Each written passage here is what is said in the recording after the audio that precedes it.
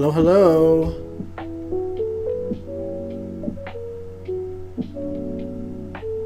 Sorry, folks, I'm almost ready.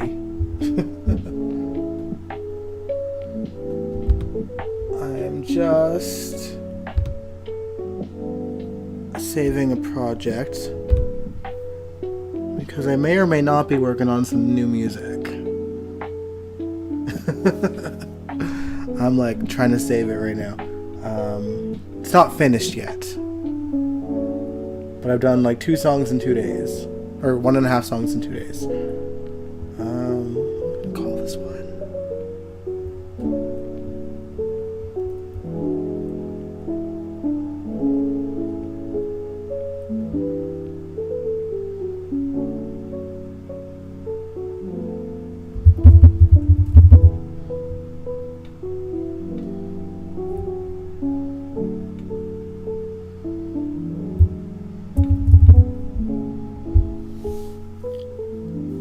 There we go.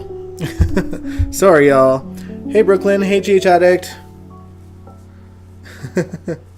AKA Allison. Yeah, YouTube's been wilding out lately.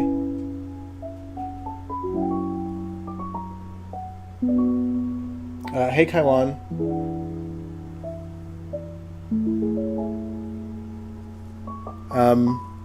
Actually, I'm not going to say it's not hard rock. There's definitely some rock elements, but it's like, at least the one that I was just working on was more like dark pop with some like alternate rock vibes, switching things up a little bit. But the song that I did the day before was a lot more rocky. So, I'm doing different things.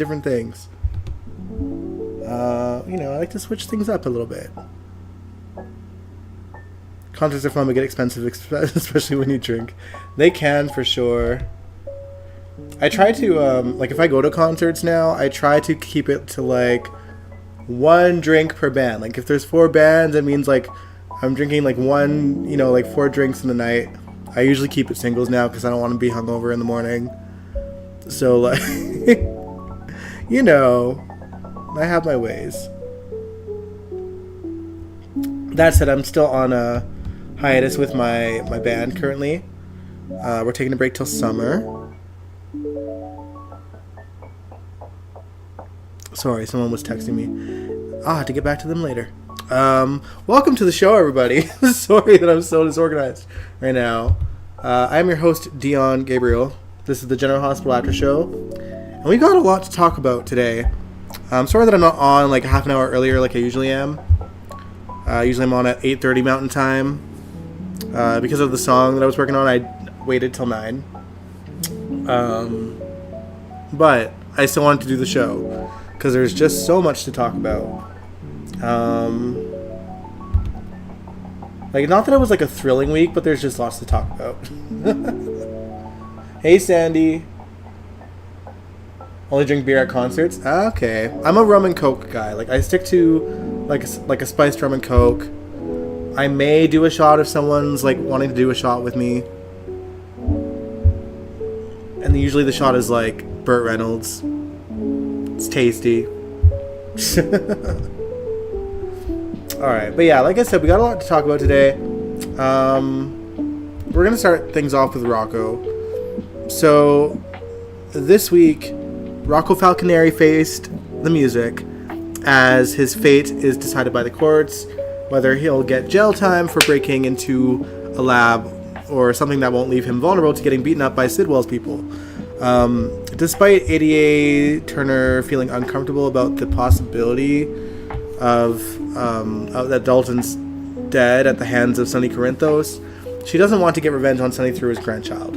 So she and the judge decide that 500 hours of community service will suffice. When he gets home, Dante wants to give him a hug and congratulate him.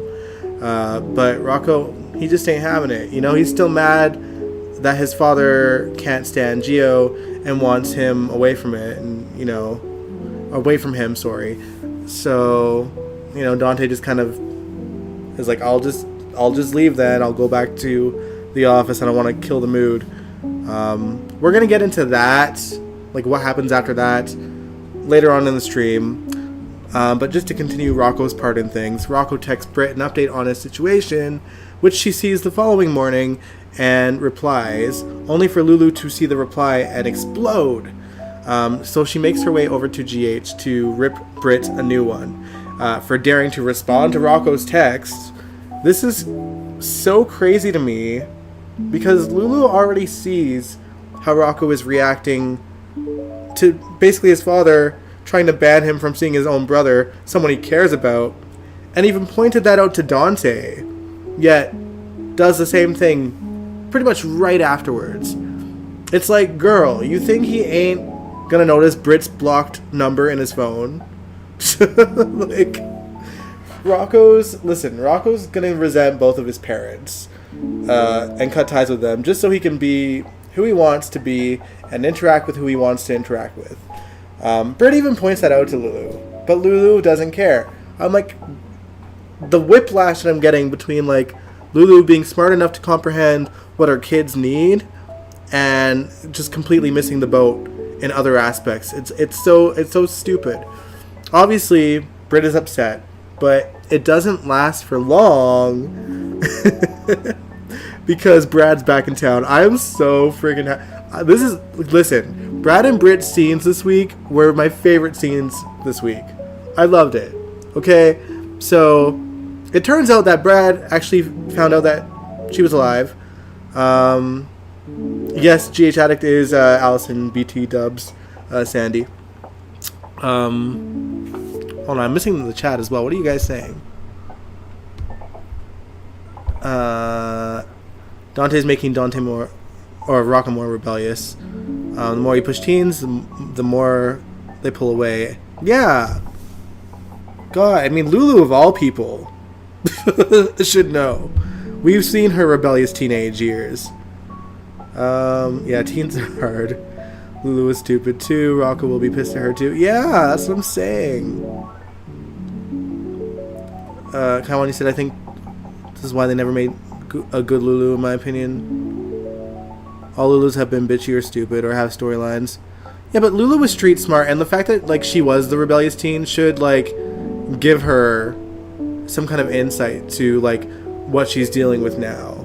And the thing is, like, you see how she's being with Charlotte. Like, she knows what she needs to do in the kid, like to like basically make sure that her kids want her in her life, and I feel like she's maneuvering through the Charlotte thing pretty well, and we'll get into that a little bit later as well. But like, I don't know. I just feel like, what's going on with Rocco? What's going on? Why aren't you channeling how you're dealing with Charlotte the same way you're dealing with Rocco? It's insane. Anyway, back to Britt and Brad though. So so he knew that she was alive when they crossed paths. And she had even reached out to him, and I think that's because, wasn't it Elizabeth that was like, no, I think Brad would be happy to hear from you, like, because Britt was honest and was like, you know, I'm afraid to reach out, you know, and if he's mad at me and all this stuff. And listen, like, yeah, Brad was mad. You know, he was a little hurt that she'd let her best friend think that she was dead for 2 years. But luckily, it's Brad, so it's nothing a promise for a night of drunkenly watching a red carpet before an award ceremony couldn't fix. My favorite, so, you know, my favorite part, and this is what, like, just made me love seeing them back on screen together. As soon as they had that conversation, he just, like, opens his arms and he's like, come here, you heartless skank. and I love that. It was so them. And, like, come on, we know that that's totally their love language. They love each other no matter what they do. They know that each of them are, like, kind of garbage human beings that do stupid things for stupid reasons. And at the end of the day, they always have each other's back. Hey, Angel. Good to see you.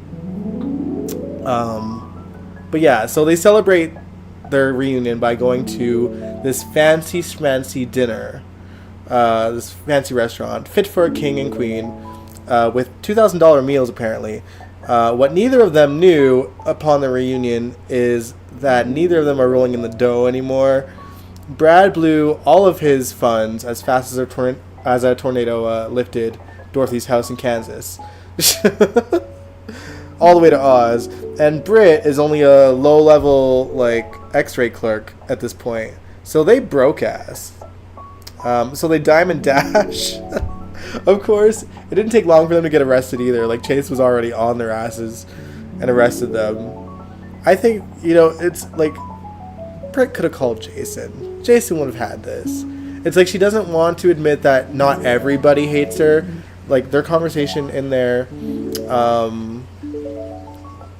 we'll talk more about their conversation in a moment, but she makes it seem like everybody hates her. Jason has had her back the whole time. He rescued her. She even mentions that, and we'll get into kind of more of the conversation in a bit. But what I want to talk about first is that, the Diamond and Dash thing, wasn't the only thing that they caused trouble with. Before reuniting with Britt, Brad visited Portia in her hospital room. She was still recovering from the cramps that she had last week. And he was basically looking for a pay-up from her again because he squandered all of his funds. And Portia put her foot down, saying that he no longer has power over her because there's no more physical evidence. And he's like, well, I can still tell a good story to, the hospital board, and that would make them investigate. Like, he's got a point, but, she's standing up for herself. I'll give her credit for that. And thankfully for Portia, Isaiah jumped in and kicked him out of the room as well. She warns Isaiah that they need to keep their secret relationship on lock because Brad has a way of sniffing out some secrets, and not long after that, she decides to sneak out of her hospital bed early, like one day early, to spend some time at Isaiah's cabin with Isaiah. So do with that what you will.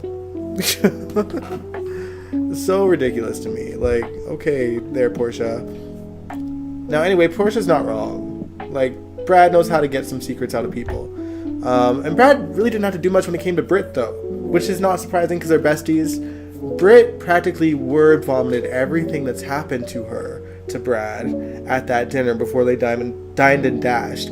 So, she listed everything, being whisked away to the Five Poppies after thinking she was dying to work on her father's final project, how she's essentially being held hostage to do Sidwell's bidding because he has the meds keeping her Huntington's disease at bay, which, by the way, Brad recalls as Sidwell being Lucas's current beau's father. So he already knows that. And then Lucas and Brad, they also had a civil reunion as well, by the way, despite learning he's moved in with Marco at Windermere. He wished him well. I think they have the potential to be friends. I think that there's still feelings there. Even in Lucas's case, he still has feelings for Brad. It's really obvious. He's playing it that way, the actor. And Brad obviously still has feelings for Lucas as well. Not that he isn't getting his foot on. He was, kind of thirsting after the waiter at the restaurant. I'm sure that's already put the kibosh on because they stole. But, Brad's playing the field a little bit. I don't know. I get that Brad and Britt are best friends, but she could have given this information to Jason, who could actually do something to help her. Like, what's Brad gonna do? What's Brad gonna do? Anyway, Jason has to get his intel from somewhere else, and he turns to Jocelyn for it, mainly because he wants to be able to help Britt obtain the medication that Sidwell is using to control Britt. And while they were careful with their conversation, if Jack gets wind that Jocelyn is helping Jason, she's likely a dead woman, unless Carly gets to him first. Yeah, Allison, you're saying, why can't Britt have the meds duplicated at a lab, like Jason said? That's what I'm confused about too. Like, why she turned Jason down for that? I mean, I suppose, like, I know that Brad was the manager of the lab. It makes me wonder if Brad is smart enough to be able to replicate the meds himself. Maybe she can use him for that. I don't know. I mean, he's not a lab tech anymore. He's just, I don't know, basically a guy that's out of the job because he's been rolling in the dough until he wasn't anymore.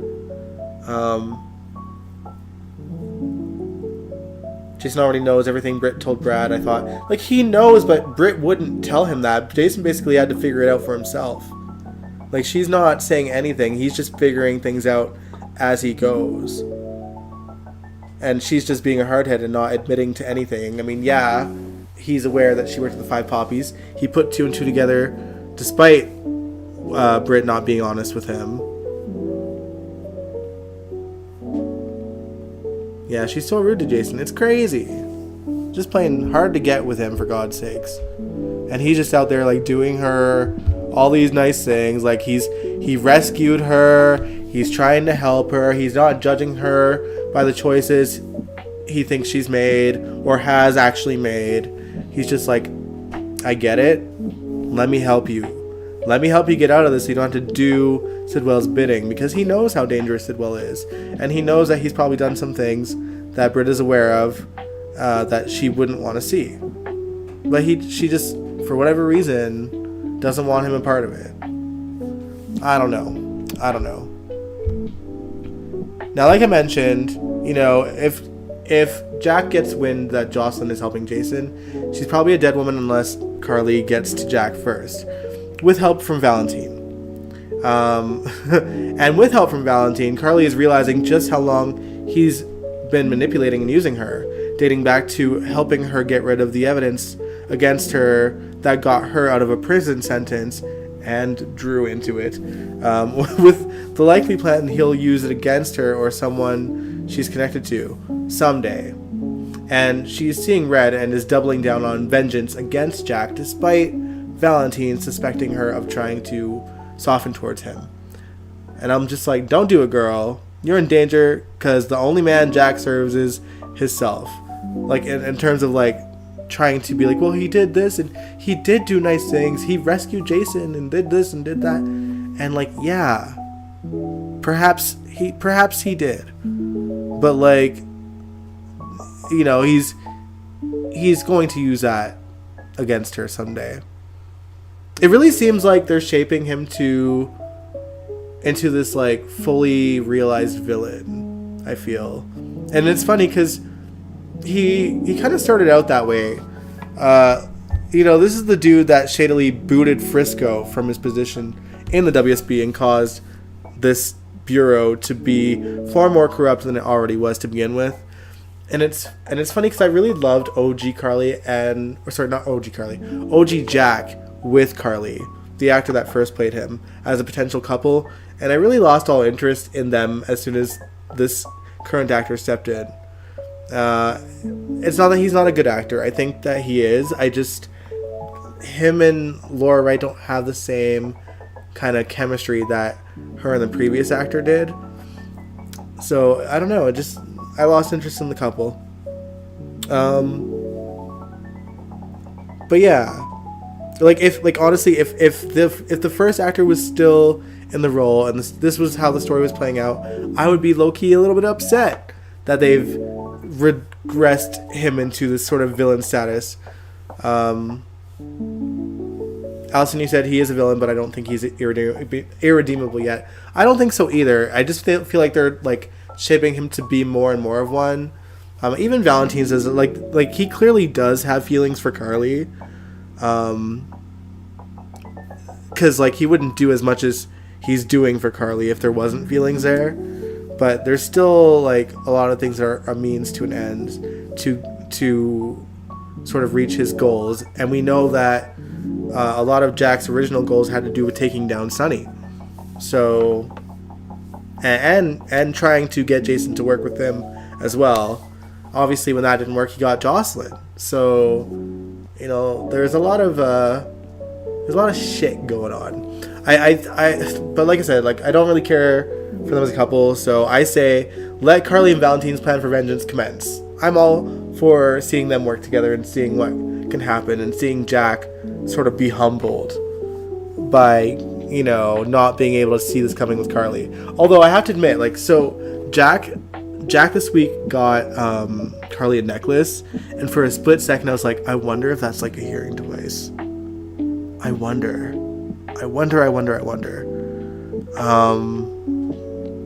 Maybe it is though. But I feel like Valentine would have copped that, because he noticed the gift. He didn't try to like look into seeing if it was like bugged or anything, but what if? Maybe he is onto her. I don't know. Allison, he said you don't like them as a couple. You don't like New Jack. You said you want Carson back together. I don't want Carson back together. I've had enough of Carson. We've seen them too many times. Maurice Bernard don't even want Carson anymore. You know? Or Sandy, you're the one that said you didn't like New Jack. Yeah, I don't either. Angel, sorry, I'm scrolling up and seeing the previous chat as well. Oh, you think Jason will bail Britt out this week? I think so too. Probably not Brad though, unless she asks him. Angel said that she's scared Pascal is watching her. Yeah, that's true, but like, that means he would have watched her with Brad. So like, if he's watching her with Jason, he's certainly watching her everywhere she goes, right? And I'm sure that he knows enough about Britt that he's probably aware of who Brad is to her, and that she'd probably talk to him. So I don't know.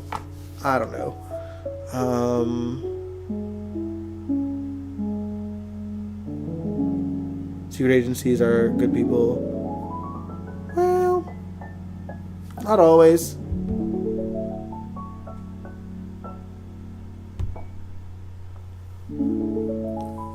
Allison, you said Valentine is a villain, but I still like him.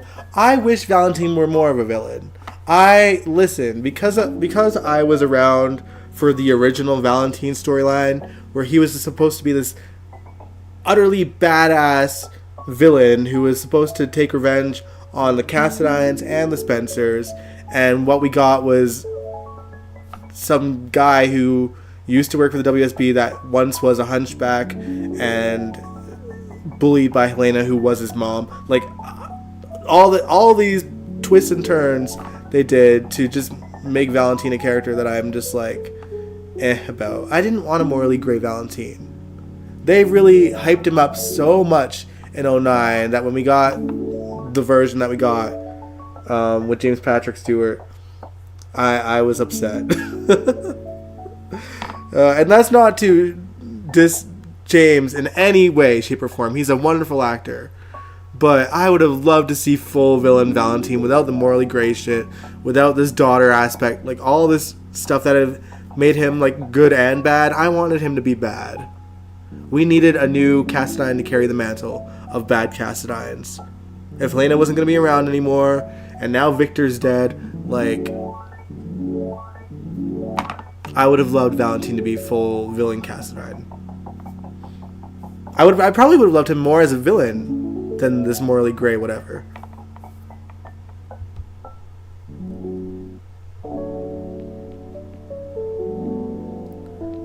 Alcine said there's no one else on the canvas for Carly though. Well, good.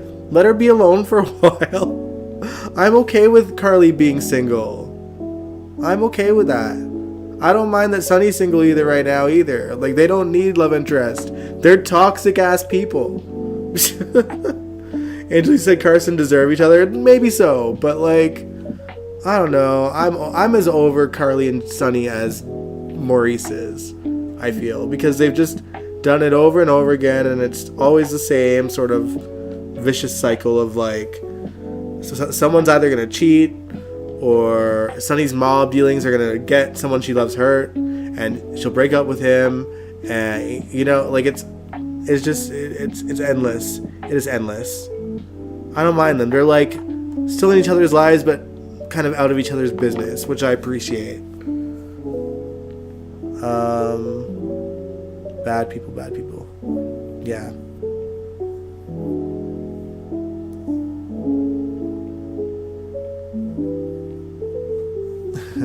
Austin, you like James? Carly's never alone. I know, but she needs to be. She really needs to be. Oh. Anyway, let's move on. Let's talk about something else. Let's talk about, since we're talking about vengeance, let's talk about Sidwell. Sidwell's revenge on Laura and Sunny for not pretending he isn't a piece of shit is in full swing. And he's already trying to push the boundaries of the blackmail. Meeting with Laura in public instead of having what's-his-face, JD Vance, whatever. The guy that's supposed to be the JD Vance of GH. As the go-between. Tell me his name. I always forget this dude's name. The runner-up for mayor. Anyway, so basically, Sidwell's forcing Laura to meet up with him in public, despite Laura being very open about how much she despises this man, making her look bad for meeting him in public. But Kevin refused to let Laura go it alone, as he showed up unexpectedly to their meeting to let Sidwell know he's aware that he's blackmailing his wife. Sidwell was not pleased with that and made sure that he knew that he was disposable. But Kevin didn't, he didn't budge. He didn't seem scared at all. He didn't seem worried. He wasn't fazed. It's almost like he's a mob boss in another life or something, somewhere beyond the gates. No, I love seeing John Lindstrom back, though. I'm happy that he found a way to come back to GH, because I think Beyond the Gates is keeping him booked and busy.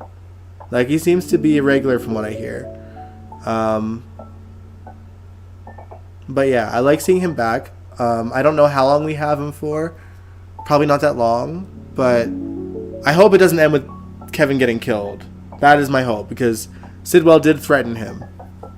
And to that end, Sidwell also still has Anna locked up in some lab underneath Windermere. Watching her attempt French, first of all, with Pascal was kind of hilarious, because she's kind of bad at it. Not that I'm great at it, but I get her struggle, okay? I get her struggle.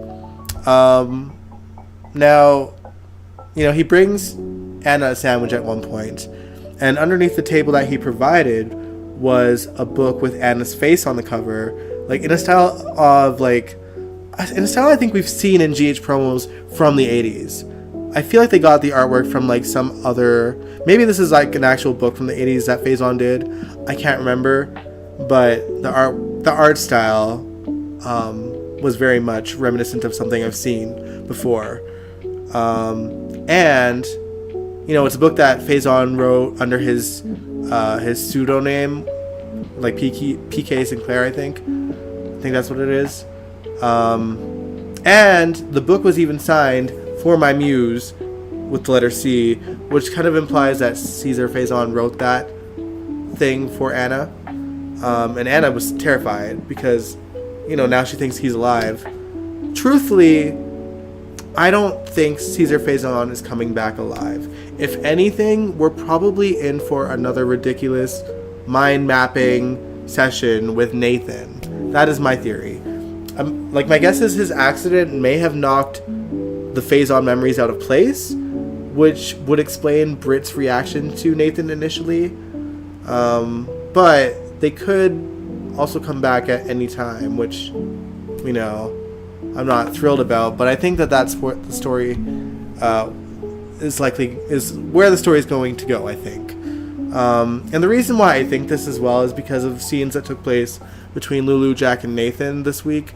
Jack had showed up at Lulu's place demanding to speak to Charlotte again, and while Lulu really held her own, Nathan also chimed in to protect Charlotte as well.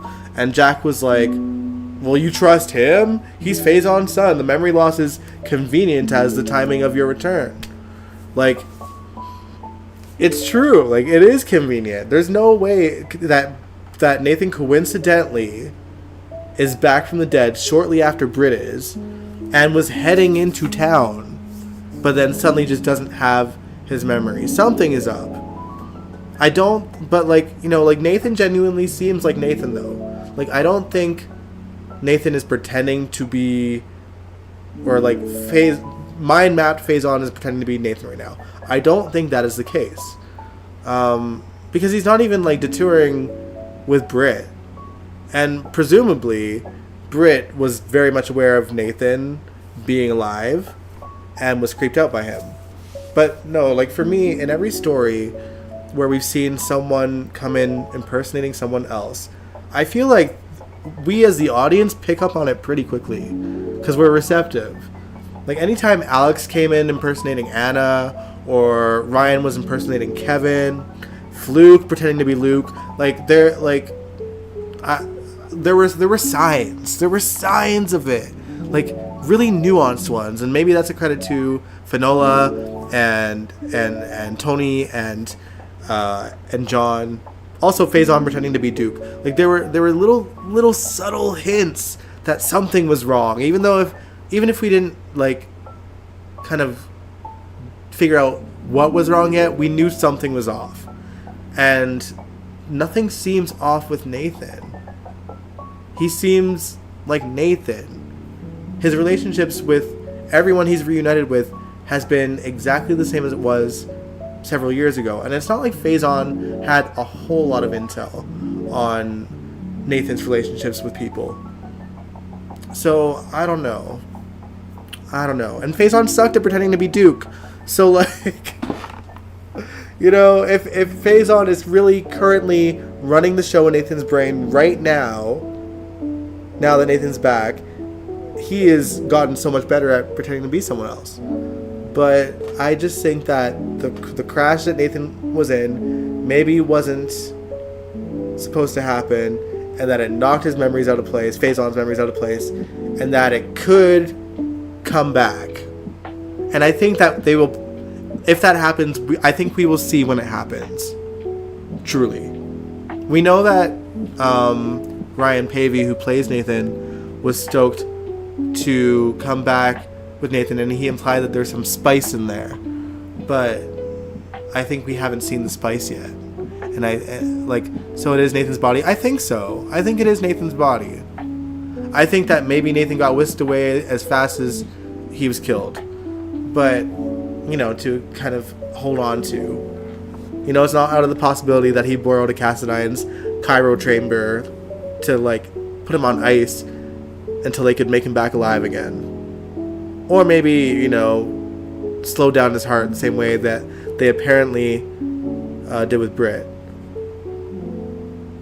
Allison, you said only the beginning with Britt was weird. Yeah, but that was mostly due to Britt. Like, Britt's reaction to him. Nathan wasn't really acting strange with her. Like, he was just like... He almost seemed like, why is she being so weird? Like, that was what I got from their reunion. That'll explain the animal testing at their freezing frozen animals. Maybe. I don't know.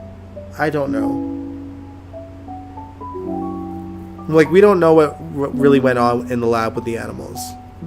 They're obviously the animals aren't currently frozen when we see them get rescued, so who knows? Hopefully all those dogs got checked out, like once she took them into wherever Emma took them.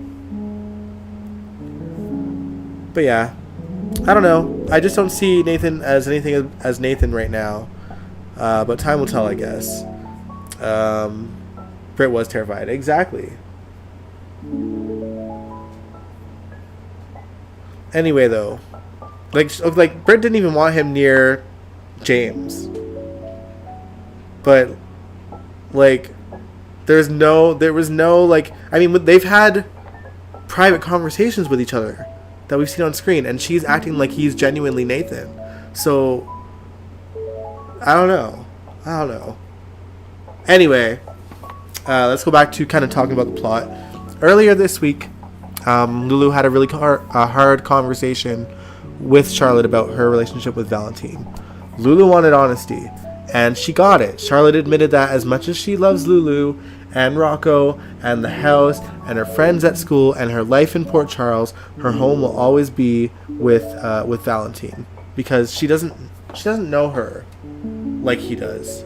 Sorry, I saw like gunk on my lips there.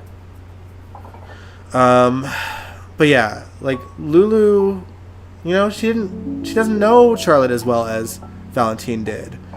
And it's not her fault. I mean, she was raised by Valentine since birth. She had a surrogate mom with Claudette for the first few years of her life. And that was like long before she even met Lulu. And within a few short years, ended up in a 4-year coma.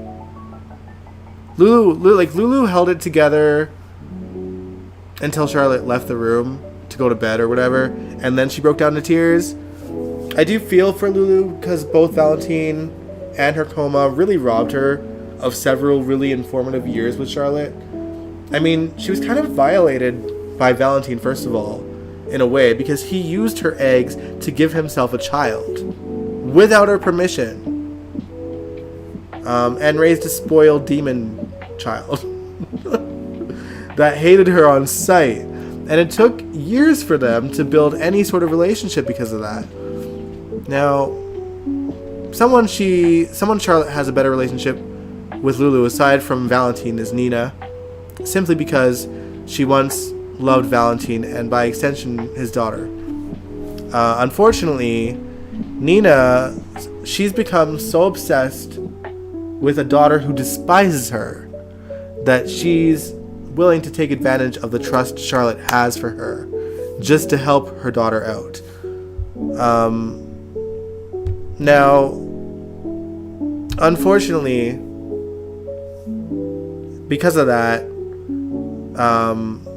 when Jack approaches Nina and asks her to get information from Charlotte, she's like, okay, I'll do it, in exchange to help Willow beat this trial against her in Drew's shooting. And Jack made his first move. So, Willow's trial started this week. There was a lot of damning evidence against her, finding the gun that shot Drew in her belongings, her cell phone pinging to a cell tower near his place, and the latest piece of evidence, which was footage of Willow driving down his street at the time of his shooting. Now, before they could show that specific evidence to a jury, the footage magically disappeared, leaving 88 Turner's case against Willow a little more flimsy than it began. But man, like, if I was in the jury and I seen that her husband happens to have a pattern of abusing his power as governor, I would be assuming he got rid of the footage, even though we as the audience, knew it was Jack on behalf of Nina. Charlotte did open up to Nina a little bit. She did say that she has made contact with her father, but then Nina was like, don't say any more to me. Like, that's enough. But she's going to bring that information to Jack.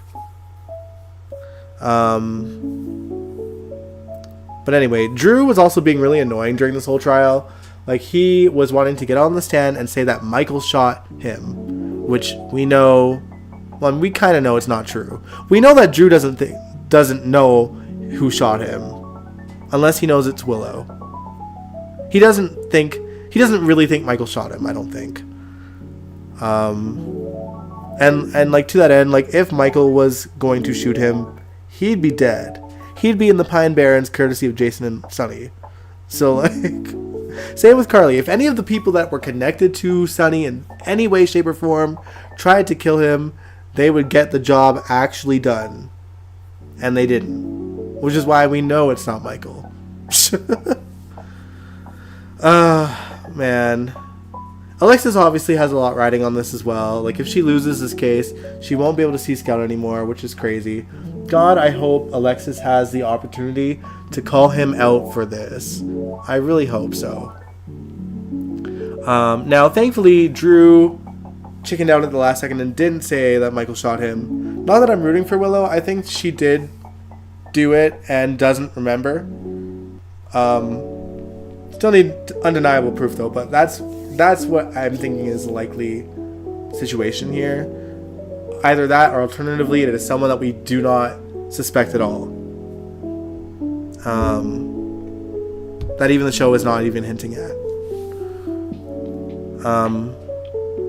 It's probably just Sidwell again. Sidwell seems to be the reason for everything else, but I don't know.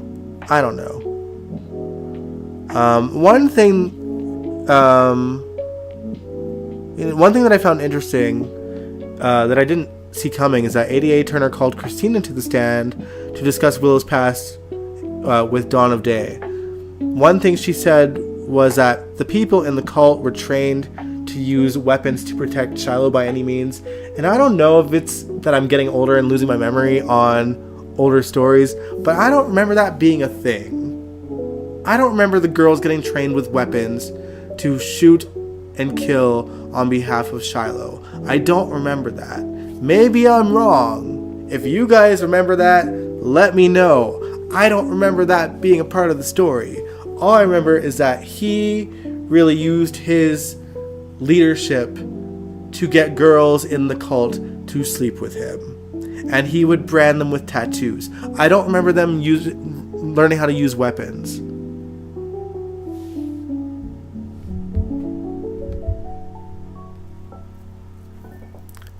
No, Willow was in Dawn of Day because her mom was in Dawn of Day. They were in Dawn of Day together. And she got impregnated by Shiloh because Shiloh liked to sleep with the girls of Dawn of Day. Like, she was definitely in there through her family, unfortunately. And she said it, Harmony, sorry, I almost forgot her name. Harmony would go from sort of groups like this and bounce back and forth with groups like this with Willow in tow, and Dawn of Day was one of them, and she got pregnant by Shiloh as a result. So she was in the cult. She was. But she escaped it. She ran away and didn't look back and hid her child, put the child up for adoption. She was in it. But, I guess, how old would Willow have been? I guess it doesn't really matter. She was in the cult one way or the other. She got pregnant by him one way or the other. The only thing I think is a rewrite is the gun thing. I really don't remember that. Allison, you know it wasn't a thing. Okay, I thought I was going crazy. But yeah. Yeah, she was in Dawn of Day for sure. They didn't learn how to use guns there. They didn't know how to use guns. If Shiloh had armed men and or women, we would have seen them throughout the story. They would have seen, Sam, and probably tried to kill her. When Sam was trying to infiltrate it.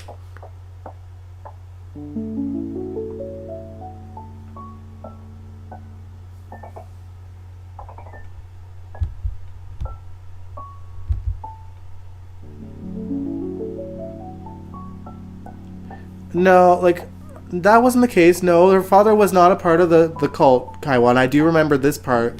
He was with Harmony, and I think Shiloh had her killed. But he was not... He wasn't the original leader of the cult.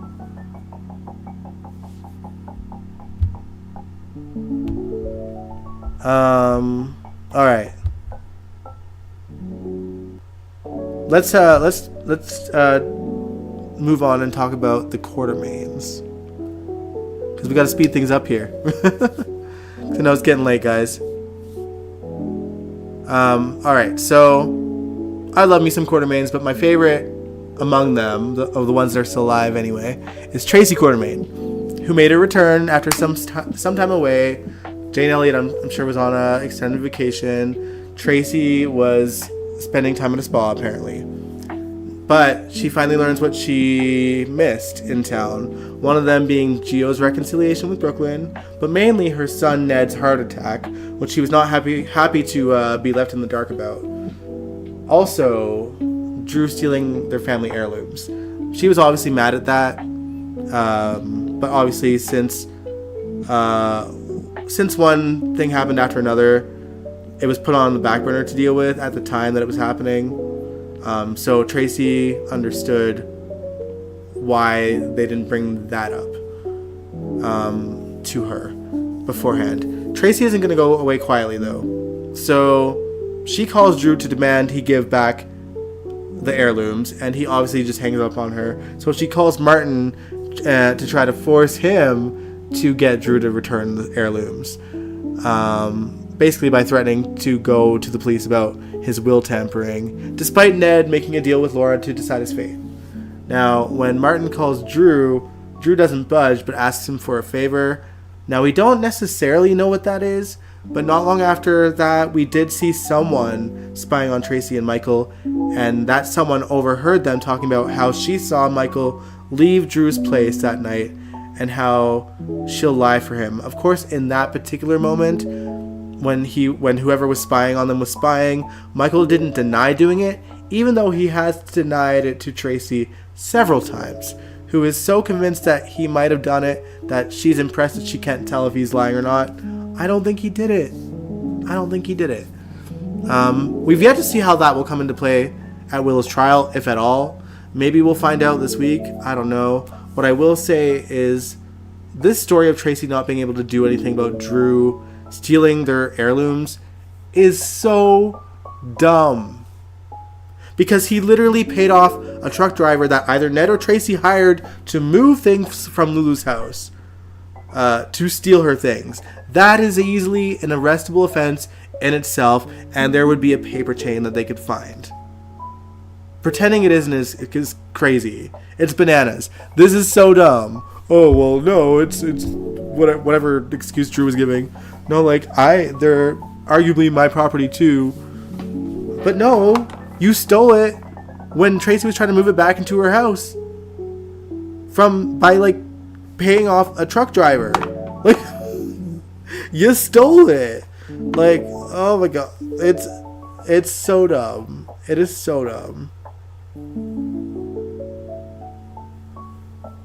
Alcine said, I don't think he did it, but he framed Willow. That I would believe.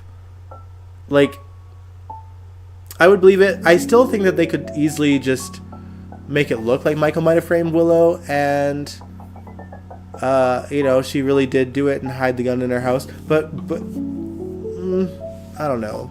That part could go either way, but I don't think Michael did it. I don't think Michael shot him.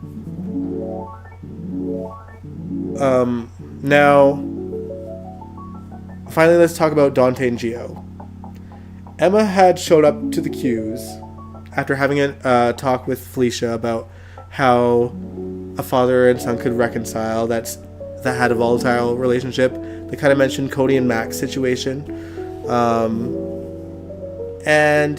So she heard Felicia's advice and suggested to Gio that they find some common ground and make peace for Rocco's sake.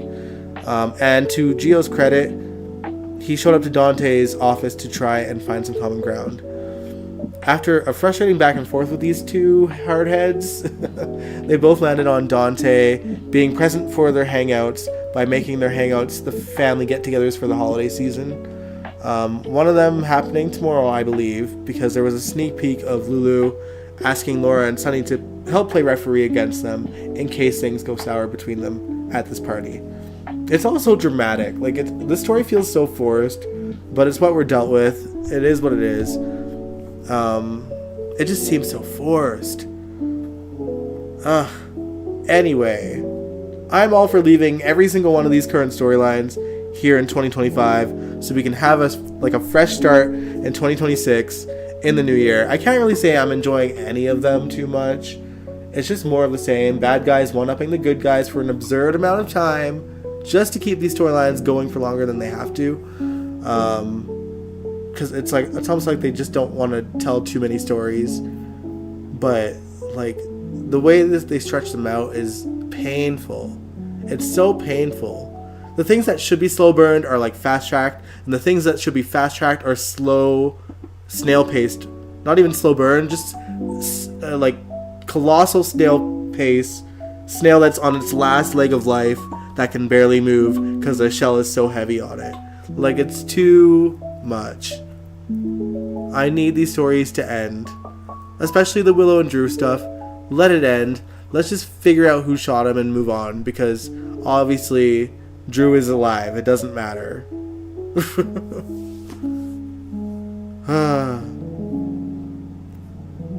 But yeah, hopefully, you know, with it being an end of an era in terms of the late great Tony Geary, it'll inspire the writers to get more creative and make daytime something to be proud of again. I kind of like I rewatched an interview that Nancy Lee Grahn gave with Tony Geary back in like the COVID times, where they were kind of discussing the writers and the producers and how they really do love the show and they want it to thrive, but budget constraints and the pace that they have to work in now is so insane that unfortunately things get lost in translation, and it pisses people off. Not just the actors, but like obviously us viewers as well. I just wish that somewhere out there someone will give our daytime shows a damn budget again, so that they can tell much larger than life storylines like the ones that we seen Luke in back in the day. Speaking of which, before I end the stream, there is going to be a part 2 on the tribute for Tony Geary. It's not going to be before Christmas, but I'm going to try to do it this upcoming weekend. Whether it is Friday night, I don't think I can do Saturday night, but Friday night or Sunday before our regular streams, we're going to do part 2. So we can watch the rest of the clips that I have lined up for Tony Geary that we couldn't do the other night. So stay tuned for that. But with that said, I'm not going to see you before Christmas. So Merry Christmas, Happy Holidays. I hope you have a wonderful week with your families and friends, that you get together and be merry. I know this season can be hard for people too. So, if you're going through something, I hope that it just gets better, you guys. Like, even I'm going through stuff, and I'm making the most of it and trying to get my head out of the water as well. But it's not easy. Just try and remain hopeful. We're going into a new year next week, so let's do our best to kick ass and take names next year. Okay. All right, guys. Thank you so much for tuning into the live stream. If you liked it, give it a big old thumbs up. Subscribe if you want to. I will catch you guys sometime this weekend before Sunday evening, and then again on Sunday evening. All right. Merry Christmas, everyone. Good night. Enjoy your week. Happy holidays. Love ya. Thanks so much for tuning in. Good night.